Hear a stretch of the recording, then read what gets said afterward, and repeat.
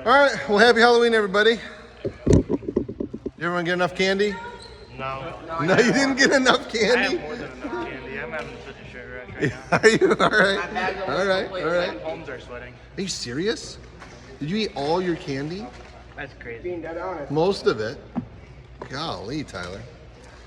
All right, listen up. If you're taking notes, this is when you want to start. Here we go. This is all I have left. Before there were movies and movie theaters, people went to plays and live stage performances. Peter Pan became nationally known as a very popular play in 1929. It was called Peter Pan, the Boy Who Could Not Grow Up. Or would not, excuse me, the boy who would not grow up. The play consisted of fairies, children who could fly, pirates, and it really became a holiday tradition in New York and in London. People were really hungry for like light-hearted fantasy after World War I, and they really wanted to see things that were fun and just not that serious. And what better thing that'd be fun than a boy who would not grow up? What we didn't know, though, is the Great Depression was coming right on its heels. It was released in 1929, so you had World War I that happened. People wanted to break from depression, but the Great Depression was right around the corner. Peter Pan did not start out as a play, though. It actually started out as a novel called The Little White Bird. It was written in 1902. And in the book, Peter Pan was not portrayed as a 10 or 11 or 12-year-old, but as a 7-day-old infant who had the ability to fly that was granted to him by fairies. That was the 1902 novel. The character was given his own novel in 1911 called Peter and Wendy before the play came out. The author of Peter Pan, the original author, may have based the character on his oldest brother. His oldest brother died at the age of 14 in an ice skating accident. His family always saw his brother that died as the boy who could not grow up. And when he wrote Peter Pan, he changed it to the boy who would not grow up. Probably the best known adaptation of Peter Pan is what you saw that clip there. There's a 1953 Walt Disney movie. In its lifetime, that movie has earned $425 million. Disney's Peter Pan was originally slated to actually be released right on the heels of the play in 1930. But with World War II now shifting into high gear and the Great Depression coming about, Disney projects were kind of put on pause, and also he did a lot of war propaganda for the US. So a lot of the cartoons and stuff shifted away from feature films like Peter Pan, and they were like war kind of propaganda. And you can just YouTube that sort of thing if you ever want to see that. It's kind of interesting. The Disney movie, it was well received when it was released, but it did earn some controversy even when it was released, and it was criticized for the portrayal of Native Americans. And you actually saw Princess Tiger Lily there in the little boat. And they had a whole Indian tribe that they showed. And it kind of received some flack and some controversy because of how they portrayed Native Americans, even in the 50s. The story of Peter Pan basically goes like this. Peter Pan is a boy. He's 12 or 13 years old. He lives in a place called Neverland. And because of Neverland's magic, he doesn't age. He doesn't age. He's able to fly with the help of pixie dust, which is kind of like a fairy. Pixie dust, and also, does anyone know one other thing? Does anybody know? Pixie dust and... you're kind of close, actually. Do you know? Imagination. Close? Happy thoughts. Happy thoughts. You guys were kind of right there. Not you, Caden, get out of here. You said powder. Happy thoughts. Peter Pan he's immature. He loves to laugh. He loves to play. He loves to harass Captain Hook. He has no interest in adult things. He just doesn't care about it, doesn't want to know about adult things. He wants nothing to do with romantic relationships. having a family, or any kind of normal adult responsibility. He just has no interest in that sort of thing, and he likes it that way. He still has a conscience, though, for good. He still has a conscience for good. He cares about things. He's a force for good in Neverland. He looks after his group of other boys that don't grow up, and they're called the what boys? Anyone know? Lost Boys. Lost Boys. JJ, that's what you're going to say, right? That's what it was. I heard you. The Lost Boys. So he looks after the Lost Boys. He also looks after the fairies. He also looks after the mermaids that they're there in Neverland. He loves adventure. He loves mischief. And usually that mischief and shenanigans are at the expense of Captain Hook. It's no coincidence that Peter, his last name is Pan, because in Greek mythology, the god Pan is the god of the wild, of shepherds, of flocks, of playful music, and he's a friend to nymphs and fairies in Greek mythology. So it's no wonder that they decided to name him Peter Pan, because he's very much like the Greek god Pan. Now, Captain Hook is basically the exact opposite of Peter Pan. He's an adult. He has stressful responsibilities. He's running a pirate ship with a large crew. He's always got to look after them, and usually they're trying to cheat him in one way or another. And he's also constantly pursued by what animal? Who knows? Tick, tock, tick, Alligator. tock, tick. A crocodile. Is it a crocodile or alligator? Maybe a crocodile, I don't know. Or alligator, one or the other. He's constantly pursued by this crocodile. Now, there's a couple reasons for this in the story, and there's symbolism in it, and I'm going to get to that in a minute. But in the story, Peter Pan cut off Captain Hook's hand. That's why he's Captain Hook, right? And then Peter Pan took his hand and he threw it to the crocodile. So now the crocodile in the story has gotten a taste of him, and he pursues him. He wants more of Captain Hook. Yes, JJ? His other hand. His other hand. So he swallowed Captain Hook's hand. He got a taste of him. But he also swallowed a clock that seems to never run out of time. And so whenever Captain Hook is around, he hears something when the crocodile comes near. What is it? And you heard it at the end of that clip. Tick, tock, tick, tock. And Captain Hook, he gets real nervous real quick. And he turns into a big chicken, really. He's this captain. You know, he's this captain, and he would fight Peter Pan. He would fight against the Indians, and he would run his crew. But as soon as he hears that tick-tock, it's like he becomes a child. He just can't handle it. He will run after Smee, was that little guy that was with him in the boat, that was like his crewmate or whatever. He would like want Smee to protect him. Isn't that wild? It just changes his demeanor when he hears that tick-tock go on. Here's some symbolism in that. We all have a crocodile coming after us. And it's no coincidence that time is associated with the crocodile, because the crocodile for Captain Hook represents what ultimately? Death. Death. Very good, Junior. Ultimately, if that crocodile gets Captain Hook, he's going to die. It's no coincidence that it's a clock going tick-tock, tick-tock. As we age, as I age, as you guys age, as we look in the mirror, we see our faces change. We see us get different features as we get older. I have a little bit of gray in my beard right here that I didn't have 5 years ago. I have a crocodile that's coming after me going tick-tock, tick-tock. And whenever I'm reminded that I am aging, I'm reminded that one day the crocodile's going to going to get me. It's going to catch me. One of these days. I can't keep running from the crocodile. One day I'm going to have to take me, you know? Captain Hook is well aware of his mortality, and he's terrified of it. Peter Pan, he doesn't think about death at all. He's not afraid of his mortality. He just goes whimsically into dangerous situations. You saw that clip there when he's in the cave there. I mean, he's like coming at Captain Hook. He's playing with the gun. He gives the gun to Smee. It's a game to him. It's not serious. He does not realize his mortality. Captain Hook very much does. Very much does. This awareness of his mortality and him being terrified of it has done two things to Captain Hook.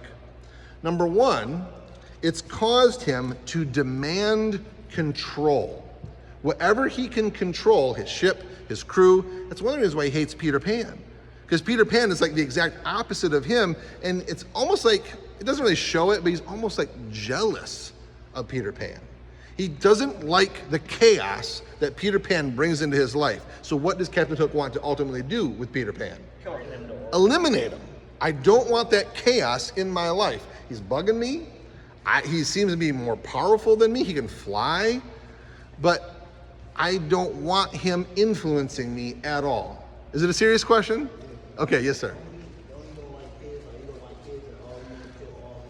He doesn't like, correct. He doesn't like the Lost Boys. He doesn't like the Indians and the kids and like you saw Tiger Lily, the girl there in the boat.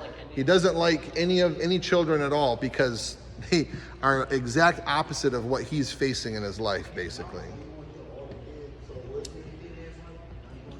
In the story, he does want to eliminate Peter Pan and the Lost Boys. He's like an enemy of Peter Pan and the Lost Boys. So yeah, he does want to control basically what's left of his life. He knows his time is shortening down. So in his efforts to control, and this is where he takes it the wrong direction, he becomes a tyrant.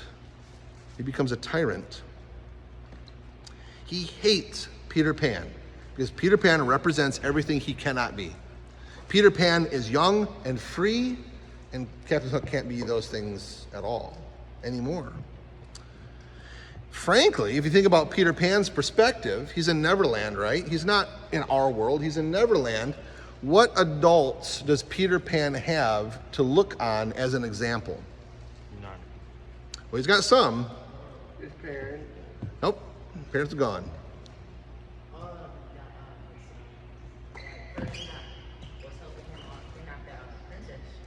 All right, so Peter Pan, the only real adult influences that he has is Captain Hook and his crew. Why would he want to grow up? You know, if that's the example, why would he want to grow up? Say. Well, we're going to talk about Tinkerbell. Tinkerbell is in the story. Is that what you're saying? Okay. Okay. All right, let's see where we are here. So when Peter Pan looks at Captain Hook, you could basically say that Captain Hook is basically his primary influence, basically. And he sees who Captain Hook is. He sees what he is and what he's not. The guy is miserable. Why would Peter Pan want to grow up? Why would I want to be like that? So he says, no, I'm not going to grow up. So in order not to become Captain Pan the pirate, Peter has decided through the magic of Neverland to never grow up and to remain a forever child. If there were a Superman in Peter Pan's world, if there were a Batman, if there were a hero or someone said a father figure, if there had been a dad of some sort, I don't know if he would have made the same choice. Maybe he would have said, you know what, there's some good in some of those adult men, not all perfect, and yeah, there's the bad example of Captain Hook, but there's some good ones too. So maybe I do want to grow up, and maybe I will begin to venture into the journey of becoming a man. But he didn't have those examples.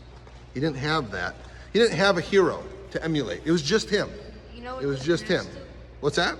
The manhood, the manlyhood Yeah? that we had. Yeah. This connects to that. It sure does. Yeah, it sure does. Yes, sir? I was thinking, this is like such a good lesson to be learning on, like near Halloween. Yeah. Is it on Halloween today? Is it Halloween today? Tomorrow's Halloween. Yeah, Yeah, tomorrow. Halloween. Yeah, yeah. Yeah, because it's like, I don't know, Peter Pan. Like who do you want to emulate? What do you want to put on, basically? Yeah, Done. Basically, there's Yeah. deadly choices Yeah. in this movie. I like it. Let's see here. So Peter only had really Captain Hook and his scallywag crew mates there on the pirate ship. We have a great advantage over Peter Pan because we can see both sides. We can see men who are not good examples, and we can see men who are okay examples, and then we can see men who are very good examples. So we have a much better view of the world or worldview than Peter Pan did. Peter Pan had a very narrow-minded view of life. He didn't have those examples that you guys have. You guys can say to some of the men that you know in your life or have been influenced, you can say, I don't want to be like him. Or that thing that he did, I don't ever want to do. You have that right and responsibility to say that. But you also have the right and responsibility to say, you know what? That attribute of that man, I do want to emulate. I do want to take on for myself and kind of almost mimic it in your own way. Doesn't mean you're going to copy paste, men. That's not what I'm saying. But what it is you can take on attributes. You can take on characteristics that you think are good. You remember this quote from, I think it was last week, you are the total of the how many people that are closest to you? 5. You are the result or the sum of the 5 people you spend the most time with. Junior? Instead of the wheel, can we do the hand thing? No. All right, here we go. Lessons we can learn from Peter Pan. I think you'll like these. Lessons we can learn from Peter Pan. Lesson number 1, you ready? Did you have a question? Okay. Lesson number 1, here, ready? Happy thoughts make you fly. Happy thoughts make you fly. Peter and Wendy, they could fly, and the Lost Boys, well, not all the Lost Boys, but some of them. Peter and Wendy, they could fly because they first had a happy thought, and then pixie dust was sprinkled on them, and that was like the magic part of it, and they could physically fly. That's all Peter Pan, you saw in the cave there in the clip, he was spinning around and running up and down the walls and stuff, because in his mind, he was thinking of his happy thought. He was thinking of his happy thought. Hopelessness is what fights against happy thoughts. Our happy thoughts really can make us fly in life. You have to have a goal. You have to have an ambition. You have to have something that you're chasing after if you want to fly in life. Otherwise, you're always going to be grounded. If Peter Pan was always this like victim, oh, I just hate my life, and oh, that Captain Hook, he's always bugging me, and oh, the Indians are bugging me, and these Lost Boys, I have to always take care of them. He wouldn't be able to what? Fly. But because he had his happy thought, you should have your happy thought too. Now, are you going to physically fly? I mean, in an airplane you may. But in life in general, if you want to fly at Pineview, if you want to fly at home, if you want to fly in your career, if you want to fly in your finances, in your relationships, you better have your mind set on a goal.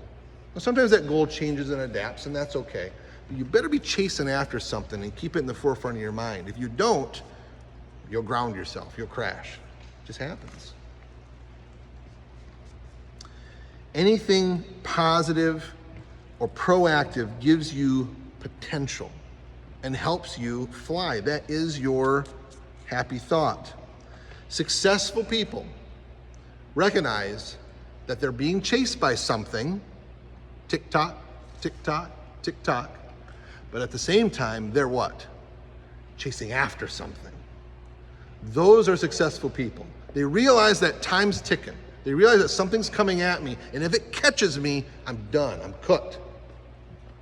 So I realize something's coming after me that I don't want to catch me. Maybe it's failure, or maybe it's fear, or maybe it's, I got this habit, it's chasing me. And if it catches me, it's going to hurt me in one way or another. Successful people realize that something's chasing them, but also they're going after something hard. They're going after a goal, they're going after an ambition, they're going after a dream, and that's what makes them fly. So lesson number 1 is happy thoughts make you fly. Yes, sir.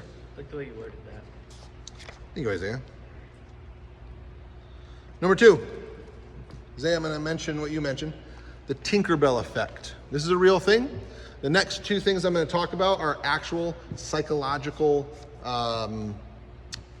what do you call them? Philosophies. I didn't make them up. These are things you can look up in a book. Number 1, the Tinkerbell effect. In the story of Peter Pan, Tinkerbell is his friend. Tinkerbell is this little fairy. If you guys remember, she doesn't talk, but she makes like jingle noises or whatever. And she also is the one that produces like the pixie dust that they sprinkle on whoever wants to fly with a happy thought. You guys know what I'm talking about? Tinkerbell? Okay, very good. So Tinkerbell is his friend. She's little. She's kind of like a sidekick kind of thing. She cares about Peter. She tries to help him really in whatever way she can. A lot of times she's a messenger, even though she can't talk, but she's a messenger of sorts for Peter. In the story of Peter Pan, fairies die when someone says what? Does anyone know? I don't believe in fairies. So in the book, in the story, when someone says, I don't believe in fairies, somewhere a fairy dies. That's how they die. The Tinkerbell effect. Okay. No, sir. They're not real. This is a fictional story, but you're fun. Well, wait. Didn't you just say that if you think they're not real, they're gonna die? Right. I just killed a couple, didn't I? Doggone it.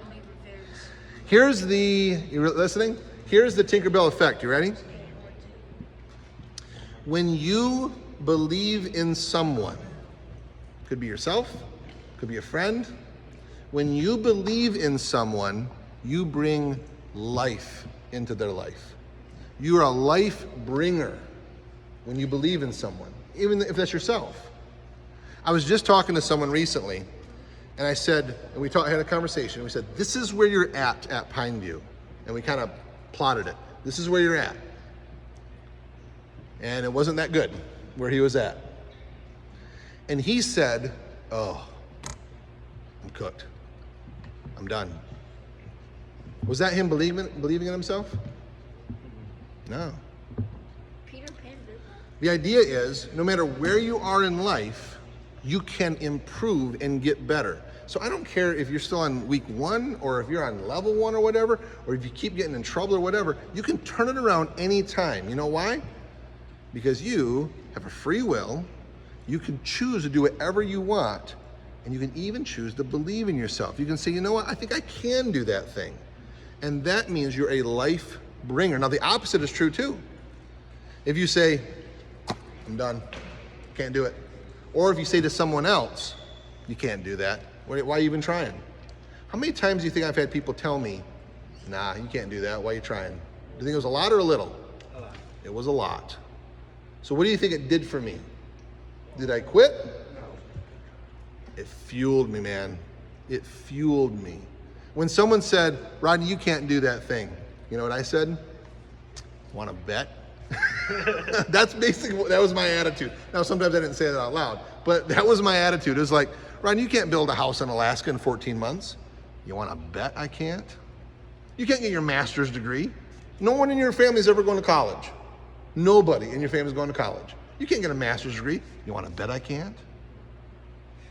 When someone said they didn't believe in me, maybe subconsciously, I don't think they were meaning to. I think there was more of a fear thing, like they didn't want me to try and fail right. But really what it would do, if I allowed it, was to bring death to me. To kill the dream, to kill the idea, to kill the goal. But I said, no, I'm not going to allow it to kill me. I actually turned it into fuel, is what I did. But the Tinkerbell effect still stands true. If you believe in yourself, if you believe in someone else, you bring life to them. If you don't believe in them, if you don't believe in yourself, you bring death, just like the fairies. Make sense? Okay, questions, comments on that before I move on to the last one? No, sir. I'm ready. I can't wait to win this painting prize. All right, number 3. This is a real psychological, this is actually a disorder. Actually, this one's a disorder. It's called Peter Pan syndrome. Peter Pan syndrome. You may know people that have this. Peter Pan syndrome. This is a modern psychological condition. It's given to people who refuse to what? Grow up. They refuse to grow up emotionally, socially, relationally, intellectually. They say, I'm done. I'm not going to grow up anymore. I'll say it this way, just kind of get your attention a little bit.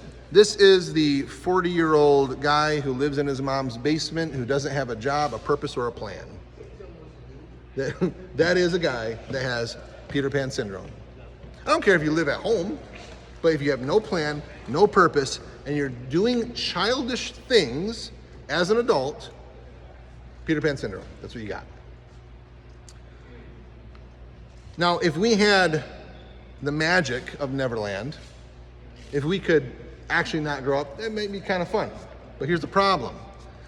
People with Peter Pan syndrome, they may not grow up here, but where else are they going to grow up? Here, socially, and the world is going to expect you to act a certain way, are they not? So, right on. So when you're 17 years old, do they expect you to act like a 12-year-old? No. And when you're 12-year-old, do they expect you to act like a 3-year-old? So when you're 12 or 13 years old and you start acting like a 3-year-old, what does the world do? Does you what? Well, it gives you some sort of consequence, right? Some sort of consequence. Thanks, Kaden. Some sort of consequence comes. Have you ever heard the phrase, stop acting so childish? Have you ever heard the phrase, you need to grow up? You ever heard that? Yeah. I'm not saying that that person, if you heard that, I'm not saying you have Peter Pan syndrome. I'm just saying in the moment you may be acting like it. Is this what it is? All right. Peter Pan syndrome is a real thing. Time is no respecter of persons. Yes, sir? I feel like it's good to be a little bit like a kid throughout your whole life. Like even when you're older, you should. Look how I'm dressed, bro. Yeah. Time and a place, right? It's more of denying responsibility. That's what it is. If you deny responsibility as a man, that would attribute, I would say, Peter Pan syndrome. Having fun is fine, right? Like I like to have fun in my car. I like to have fun doing stuff. I like to laugh. I love doing pranks on my sisters. I love doing pranks on my sisters, right? That's childish, right? Time and a place though, man. You know, but I never deny my responsibilities, right? I go to work. I do what I got to do with you guys. I keep my schedule.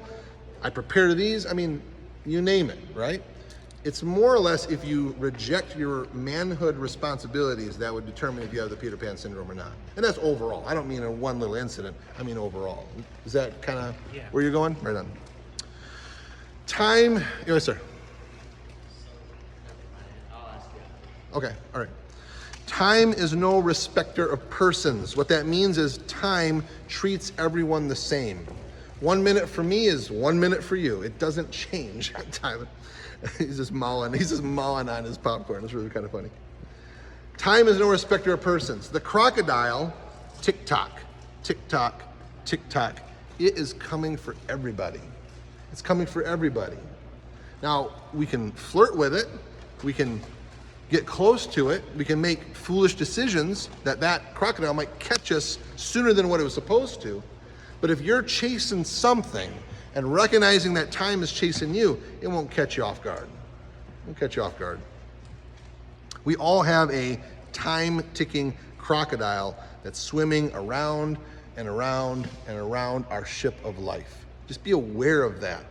Sometimes young people, adolescents, they have this mentality of, what do you call it when you never die?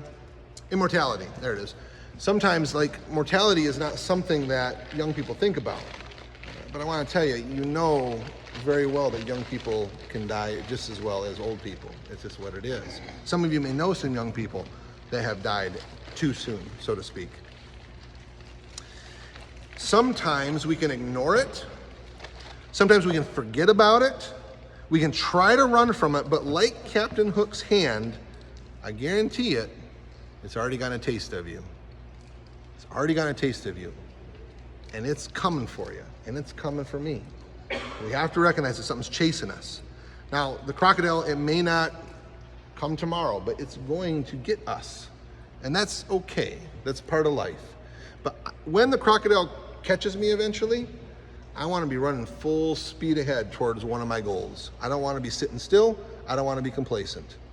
I want to be exhausted at the finish line.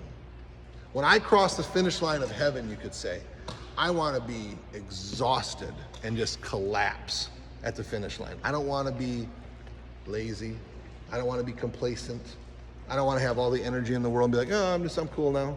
I want to be exhausted because I've worked so hard to achieve those goals and ambitions that presented themselves as opportunities for me. That's the kind of life that I want to live. We're not responsible for our birth date, and we're not responsible for our death date. But you know, on a gravestone, that little dash in the middle, so you have the year you're born, year you die, and that little dash, we're 100% responsible for everything that goes on in that dash. That dash is the time that you're alive. We're 100% responsible for that. You're responsible for what you do at Pineview. Pineview is part of that little dash eventually on your gravestone. What are you going to do with it?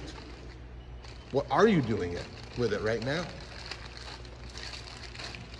All of us in this room, for many of us, in one way or another, it's time to put away some childish things. It just is. I'm not talking to 4 and 5-year-olds. I'm talking to 12-year-olds and up to 17, 18. I'm talking to guys in this room that it's time to put some childish things away. It's okay. I did the same thing. And it's time to replace those things with the responsibility of being a young man and eventually a full man, and then a middle-aged man like I am. For all of us in this room, it's time to put some childish things away and to put on some responsibility. So for some of us, it's time to realize what our happy thought is and really start to fly. There's some kids that come to Pineview and they fly out of here and they're doing really well. And there's some that don't fly out of here. What are the 2 roads out of Pineview? Lock up and home. Lock up and home. Those are your 2 options. Pineview is a very unique place. It's a crossroad. It's a fork in the road. You can either go lock up or you can go home. If you go lock up, you crash and burn. Now, you may not crash and burn forever, but in the moment, you crash and burn. Or you go home. Now, can you still crash and burn at home? Yeah, you can, but many don't. If you complete the program at Pineview, you have a much better, higher chance of really flying when you get out of here. And that's what we all want for all of you. Every single one of you. And if you're still sitting here, and if you need to turn something around, you have that opportunity to still do that. Once you're out of here, as far as Pineview is concerned, there's no more chances. I'm not saying your life's over, but your opportunity at Pineview is gone. So for some of you, maybe it's time to turn something around. And if you're still sitting here, you still have the opportunity. Caden's like, praise Jesus. All right, very good. Questions, comments, concerns? No. Okay, you guys ready for pay attention prizes? Yes, sir. Okay. All right, let me get the wheel up. Let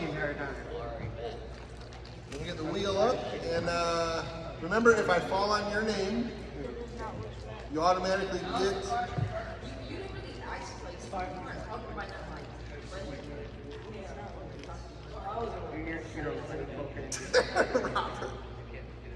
Yeah, I was really paying attention, so who is anyone not here? Dominic is Dominic? I think I already got Thomas off. Is Thomas on there? Dominic is not here, right? No. And Thomas wasn't locked up. Just press enter. Okay, so if it lands, is that right? Does everyone see their name? You guys, you see your name? No. You can't be all we can focus. Oh, I'm sorry. I'm sorry.